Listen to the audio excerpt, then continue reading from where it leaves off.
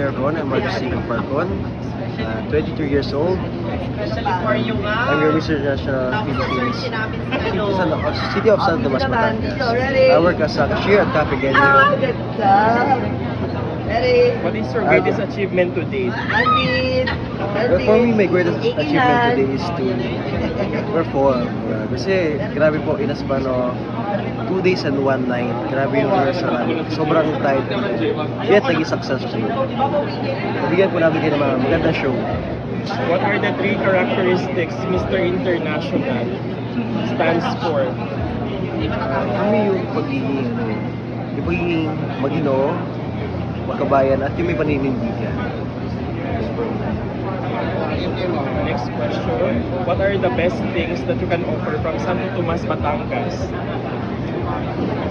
Ako, for me, the delicacies, mga foods namin, mga bulalo, lomi, and our kaping barako. So, come and visit us here in Batangas to find out more.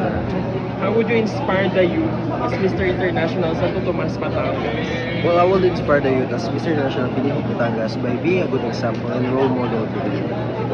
Because if you've been a good example, magiging inspiration ka sa kanila eh. Once magiging inspiration ka, they will...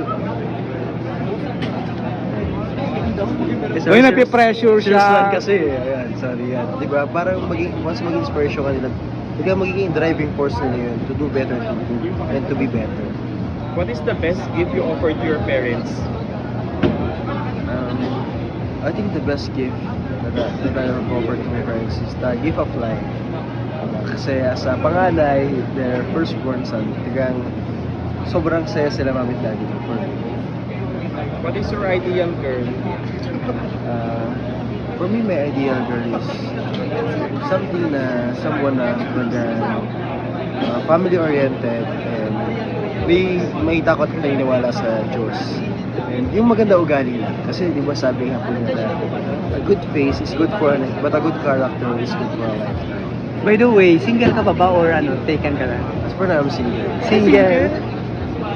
Okay, for those What is single the pa. advantage of being a single? For me, ang advantage ng pagiging single is mas makapag-focus ka more na sa while I'm single, I'm actually taking care of my queen. And that's my mom. Yes. Are you the only kid? No, 4 po kami magkakapatid. Are you the eldest or the I'm the eldest. When is the best time to be in relationship? Well, for me, the best time to be in a relationship is when you're mentally and financially stable. Diba? Kasi ang hirap naman po magpasok sa atmosphere mo ng girl, ng someone special, di ba? Kung hindi ka pa stable. Kasi paano mo yung still yung ship you together kung hindi mo pa kaya? Since you're single at good looking ka naman, for sure maraming mga nagkakandarapang akla at mga dyan. Like, meron bang mga indecent proposal like that na nag-offer sa'yo? Yes, may mga indecent proposal po, hindi po nawawala yan. Nag-start po siya nung nanalo ko ng Ginoong Santo Tomas kasi first ever siya. Okay. And sa bayan namin yun, sa city namin, yung Mr. National. And for me, yung mga indecent proposal po na, nireply ko na sila na hindi ako on sa ganun.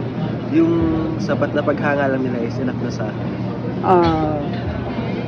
So, Do you think bashers are important? Why and why not? Do you think bashers has an importance to the society? Why and why not? Yes, I can say that bashers are important, diba? Kasi once na nag-bash tayo, I feel natin na is there something wrong with me, ganito, ganyan, diba? And yun yung giging driving force natin to be better. Okay. What is the greatest challenge you have overcome? The greatest challenge I overcome, siguro po yung yung magiging sa financial. Kasi syempre po, di ba, sobrang magastos to eh. Hindi tayo makapag-work dahil sa preparation kasi hirap nung sa morning mag-work tayo and after duty, kailangan natin mag-gym. And then cycle lang siya sunod-sunod pero I believe that God will always provide. Okay, The best place you travel in the Philippines so far? The best place I've traveled in the Philippines so far is Pagudpud. Kasi po, it's not about just the destination. Kasi nag-travel po kami that time is with the whole family of Parcon. So, sobrang saya po talaga. Na-miss na mag-travel with them. Kasi nag-part-ways na po. Iba nasa Canada na, and hindi na namin sila kasama. Hindi na kami kompleto. If Are you you- open for a showbiz career? Yes, I can say that I'm open for showbiz career. Sino yung favorite mong love team, if you don't mind? Love team? Yeah, like is it Kim Pao, Kim Pao or Don Bell, Kat Katniel, Kat Den, like that? Wala po. Hindi lang po ako ganun pa Ah. love teams. If you were to choose someone to be your leading star in a movie, who would that be and why? Sir, siguro po, gusto ko talaga si for Julia Barreto. Ay, Julia.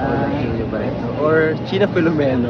Oh, gusto niyo pa rin yung mga alaga nito. Yes. Sige, sabihan. Okay, invite mo na lang yung mga friends mo here. Invite to... Support me on my... Yeah. Everyone, support me on my upcoming pageant. It is June 30. I think it will be held in Batangas, FPJ Arena. Something like that. Sorry. Okay, promote also your social media here. My And social then media. your Gcash number. Okay guys, so nagkala yung Gcash number natin. So I'm Globe, Gcash number is 0917-626-5902. Yan guys, show me your love. And by the way guys, it's big help for me kasi as of now, talagang self-support ako. And then, yun, ang dami natin kailangan gastusin para dito sa Exactly. upcoming pageant. In the span of 2 months, upcoming my social media account is Marcos Stephen Parcon on Facebook and Instagram. Thank you. Thank you so much guys. Anong Much social love. media